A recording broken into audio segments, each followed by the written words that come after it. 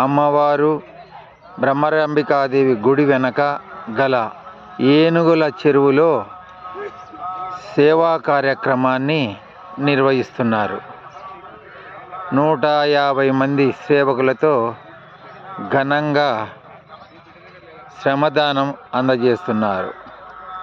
గతంలో ఈ చెరువులో శ్రీశైల ప్రాంతంలోని ఏనుగులన్నీ కూడా స్నానమాచరిస్తూ ఉండేటివట.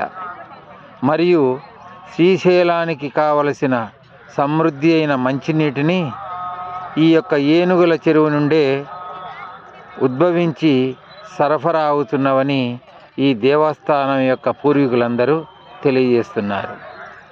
ఉన్న విషయం తెలపడమైంది. భక్తులందరూ కూడా చెమటోడ్చకుండా హాయిగా శ్రమే ఫలితంగా దివ్యానుభూతులు పొందుతున్నారు.